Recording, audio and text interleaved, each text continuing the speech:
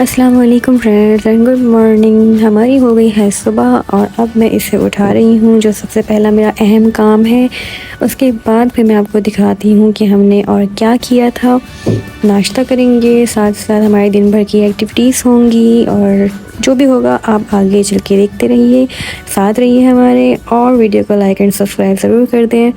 तो बेबी हमारा जो है वो उठ गया है और उठते ही साथ ही क्या कर रहा था वो आपको दिखाती हूँ मैं। ये कहाँ चढ़ा हुआ है। आज मेरा मूड हो रहा था चाउमीन बनाने का, वो भी ऑथेंटिक रेसिपी के साथ। मैंने काफ़ी रेसिपीज़ चेक की और जो जापानीज़ या चाइनीज़ जो हैं उनके जो चैनल्स हैं उनको भी मैंने ट्राई किया कि चाउमीन की जो असल रेसिपी है वो क्या है। क्योंकि हम जब रेस्टोरेंट में जाते हैं किसी बड़े, तो वहाँ का जो टेस्ट होता है बहुत ही डिफरेंट होता है घर के टेस्ट से या फिर लोकल रेस्टोरेंट्स के टेस्ट वगैरह से।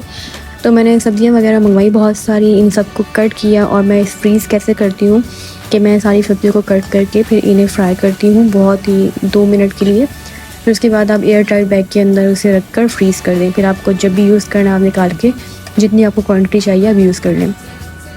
टाइम लगा था कटिंग में, लेकिन ये कि फिर नेक्स्ट टाइम के लिए जान छुट जाती है और एक आसानी होती है कि जब भी चाउमीन खाने का मूड है या चाइनीज़ राइस वगैरह, तो बस आपने सब्ज़ियाँ निकाली और जल्दी से फटाफट बनाकर तैयार कर लिया।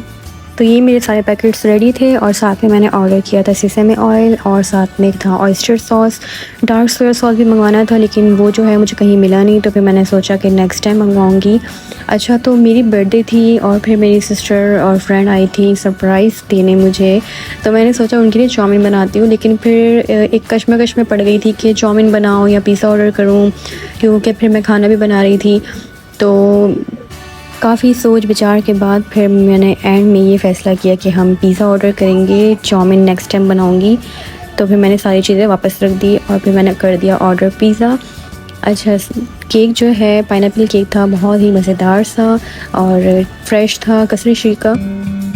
और साथ में कुछ गिफ्ट्स लाई थी। तो गिफ्ट्स वगैरह मायने नहीं रखती, ना ही केक ना ही बर्थडे मनाना। मायने क्या रखता है कि आपको अगर कोई अहमियत देता है या आपसे मोहब्बत या आपके लिए एहसास अगर किसी के दिल में है, तो यही सबसे बड़ी खुशी होती है। तो मैंने किसी को इनवाइट नहीं किया, ना मैं हमेशा अपनी बर्थडे पे किसी को इनवाइट करती हूँ, ना मैं बर्थडे मनाना चाहती हूँ। लेकिन मेरी फैमिली आ जाती है हमेशा, तो मुझे अच्छा भी लगता है, खुशी भी होती है। फिर मैं ये सोचती हूँ कि चलो एक फैमिली गैदरिंग हो जाएगी, तो वो लोग खुद आते हैं हमेशा और एक सरप्राइज़ या एक समझ ले कि फैमिली टाइम होता है। खैर, मैं यहाँ पर बना रही थी अचार गोश्त, और अचार गोश्त तो सिंपल सी रेसिपी होती है। आपने पैकेट मंगवाना है मसाले का, साथ में आपने दही लेनी है, मिर्चें लेनी है और गोश्त, बस ये चीज़ें हो गई, प्याज और ऑयल, तो झटपट तैयार हो जाती है। तो मैंने सोचा अचार गोश्त बनाते हैं आज। वैसे मैंने ट्राई नहीं किया बनाकर खुद से, शायद बनाया हो तो मुझे याद नहीं है। और पिज़्ज़ा जो ऑर्डर किया था वो तकरीबन 1.5 घंटे बाद आ गया था और सब वेट कर रहे थे। ज़ाहिर सी बात है, रात हो गई थी तो भूख भी लगी थी सबको, और मैंने सोचा कि वे लसानी और पिज़्ज़ा वगैरह मंगवा लेते तो वो हम खा लेंगे, और जो मैं खाना बना रही हूँ वो हस्बैंड, भाई और अम्मी खा लेंगे। लेकिन अम्मी को भी मैंने पिज़्ज़ा खिला दिया था, तो अम्मी ने भी खाना नहीं खाया और भाई भी कहीं और चले गए थे किसी दावत पे, तो हमारा खाना जो है वैसे का वैसे ही रह गया।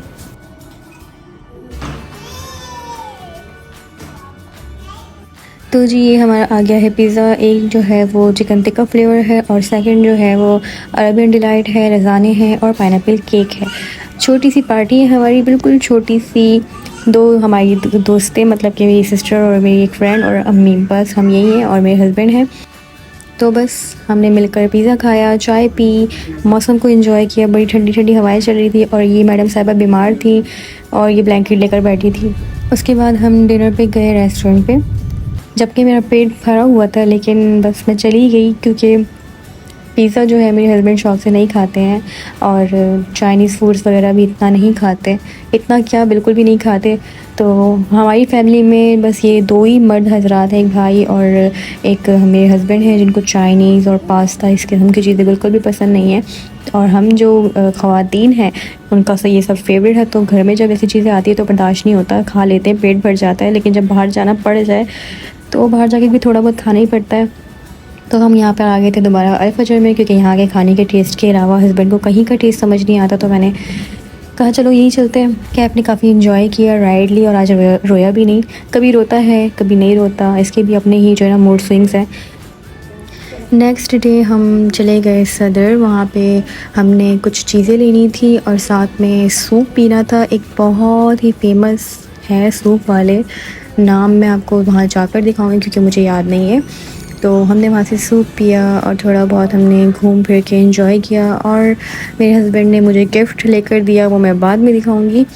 और फिर हमने यहाँ से ले लिए सूप, एक बड़ा सा बाउल, और उसको पीने के बाद मेरा पेट इतना फुल हो गया था कि घर आने के बाद फिर खाना खाने की गुंजाइश नहीं रही थी। अच्छा, घर आने के बाद एक बड़ा ज़बरदस्त सा सरप्राइज़ हमारा वेट कर रहा था, और वो क्या था उसकी मैंने रिकॉर्डिंग नहीं की। फ़िलहाल आप ये सूप देखें, बड़ी ही मज़ेदार सी थी। और ये अंडे मंगवाए थे कैफ़ के लिए।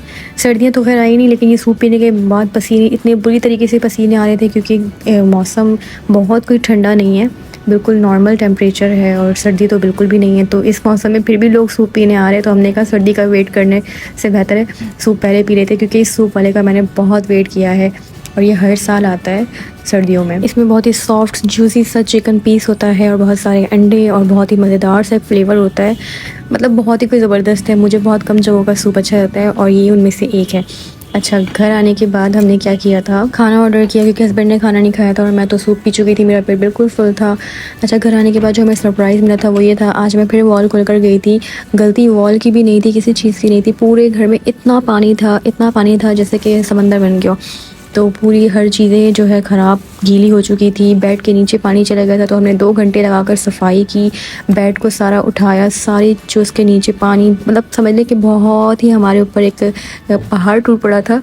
गलती ये थी कि कबूतरों की जो गन है वो नाले में जाकर फंस गए थे, उस वजह से जो है पानी अंदर नहीं जा सका और सारा पानी जो है गैलरी से कमरे में आ गया, कमरे से दूसरे कमरे में, और इस तरह पूरे घर पे पानी ही पानी हो गया। पहले ऐसा कभी नहीं हुआ, मैं हमेशा वॉल खोल के जाती थी, लेकिन मैंने रिकॉर्डिंग इसलिए नहीं की, इतनी टेंशन एक हो गई थी देखकर कि हर चीज़ में पानी पानी हो गया था पूरा, और बहुत ही ज़्यादा फिर हम थक गए थे।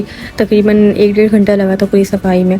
ये मैं आई थी नेक्स्ट जम्मी के घर पे और कैफ़ की तबीयत बहुत ज़्यादा ख़राब हो गई है, उससे बहुत ज़्यादा डायरिया, वोमिटिंग और फीवर वगैरह हो रहा था। तो हम ज़ियाउद्दीन गए रात में, इमरजेंसी में दिखाया।